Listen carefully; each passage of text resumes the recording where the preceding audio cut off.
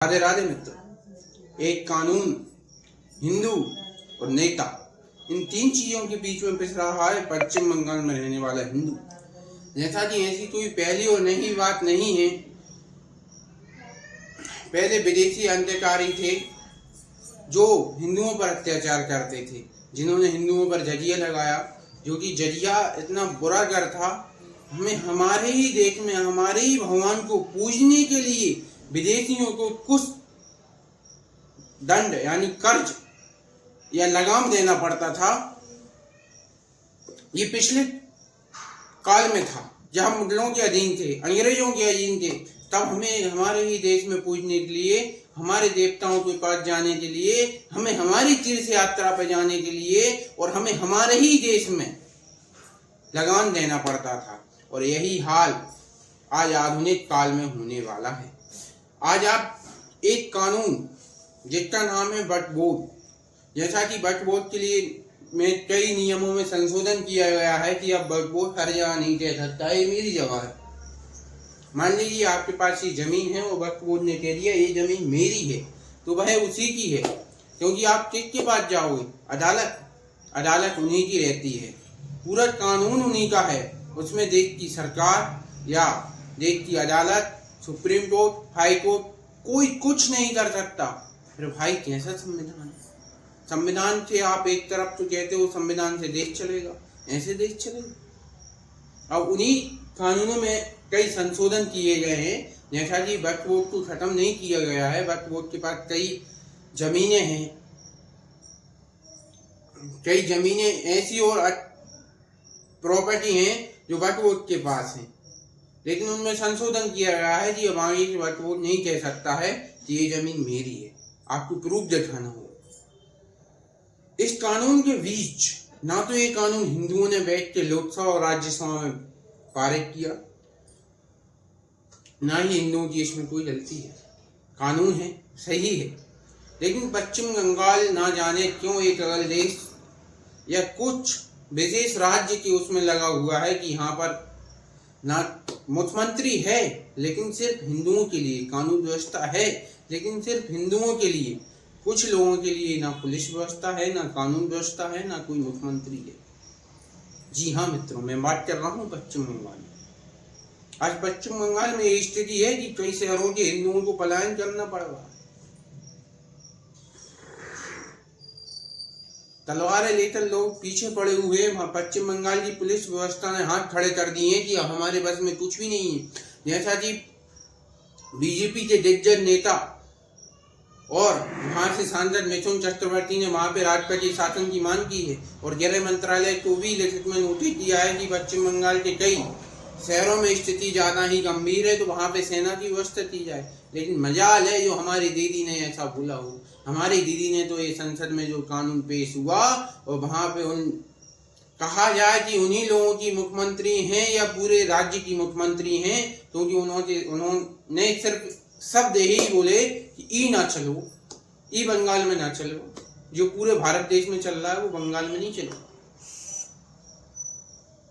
और पश्चिम बंगाल में एक तरह आग फैलाई गई कि आज हिंदू वहां पर लड़ रहा। और मैं तो उन तमाम नेताओं से प्रार्थना करता हूं एक सनातनी होने के नाते कि वोट ममता को प्यारा है, राज ममता को प्यारा है, इसलिए वो कभी नहीं बोलेंगे। तुष्टीकरण की राजनीति में ममता दीदी बहुत आनी है, चाहे 2021 के मामले हो चाहे 2019 के मामले हो। ममता दीदी चुप ही रहती हैं। कभी रोड पर आने वाली ममता दीदी ने आज दो शब्द नहीं कहे। हिंदुओं के प्रति संवेदना ही दे देती कि मैं इस घटना से बहुत दुखी हूँ और आगे कुछ करने के लिए या केंद्र सरकार से कुछ मदद मांगी, लेकिन वो उस आग में हिंदुओं को जलाकर राख कर छोड़ेंगे। और मुझे तो ऐसा लगता है कि ममता दीदी ने ठान लिया है कि अब बांग्लादेश तो हिंदू विहीन बांग्लादेश में जो हिंदू विहीन स्थिति हो गई है वो मैं पश्चिम बंगाल में करके रहूंगा।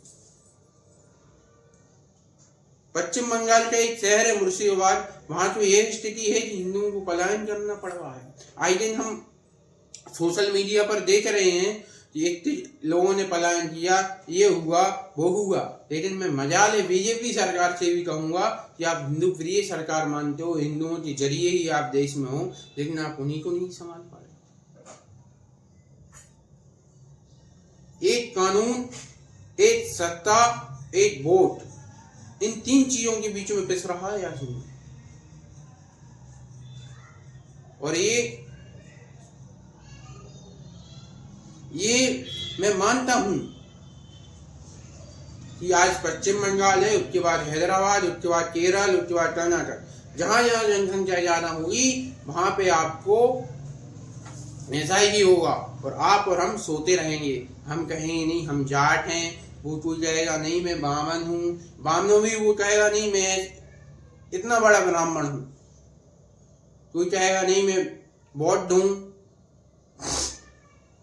हम यही सब कहते रहते जाएंगे, और जब कोई विशेष समुदाय मानना चालू करता है ना, वो ये पूछता है कि आप बौद्ध हो, क्या आप जाट हो, क्या आप बामन हो, क्या आप बनिया हो।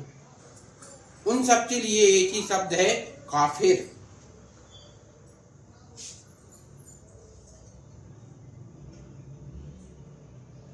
काफिर आप किसी भी जाति से हो, उनके लिए काफिर हो, काफिरों को भगाना है, मारना है, ये सब कुरान ही कहती है।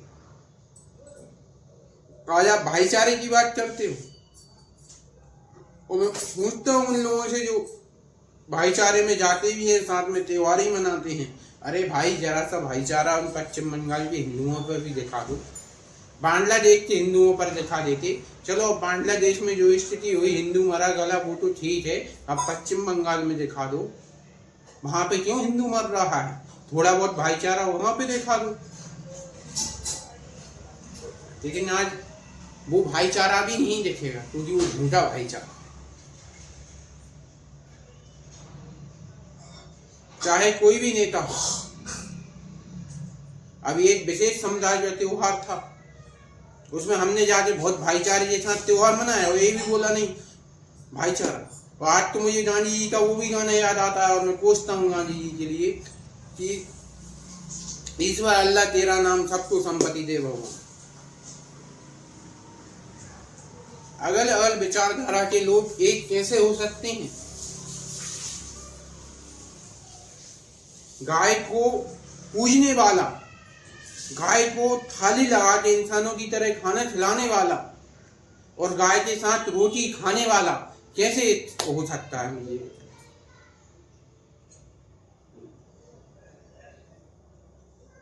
आज हिंदुओं की स्थिति पश्चिम बंगाल में है, हैदराबाद में भी होगी थोड़े समय बाद, और हम और आप देखते रहे।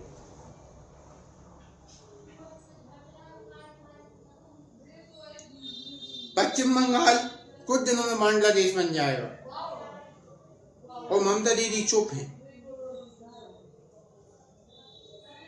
पश्चिम बंगाल की पुलिस व्यवस्था ने हाथ खड़े कर दिए कि हमारे पास अब कुछ भी नहीं, वो कट्टरपंथी ना जाने पीछे पड़े हुए हैं कि आपको पश्चिम बंगाल को भी हम हिंदू विहीन पश्चिम बंगाल बना के रहेंगे।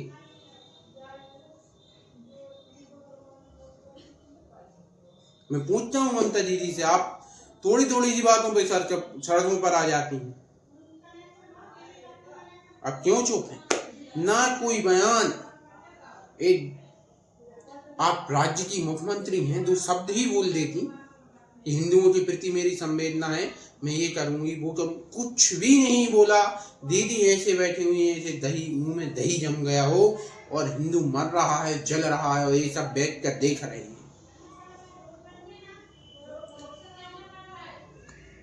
आज आप भाईचारे की बात करते हो, क्या यही भाईचारा है कि पश्चिम बंगाल में अभी आपको सिर्फ मारा और भगाया जा रहा है, लेकिन बांग्लादेश जैसी स्थिति भी आएगी जब आपकी बहन बेटी के प्राइवेट पार्ट देखकर आपको छोड़ा या मारा जाएगा।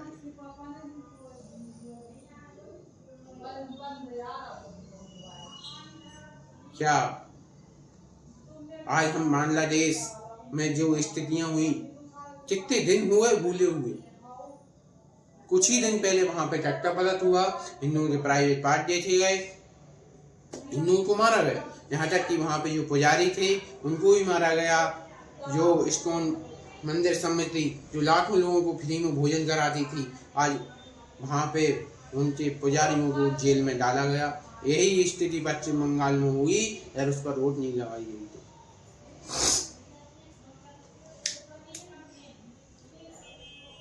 बांग्लादेश में भी संविधान था, पश्चिम बंगाल में भी संविधान है, लेकिन संविधान का क्या मतलब है जब संविधान के रहते भारत की आत्मा कहे जाने वाले हिंदू ही सुरक्षित नहीं है। हिंदुस्तान जिसमें हिंदू रहते हैं वो ही सुरक्षित नहीं है।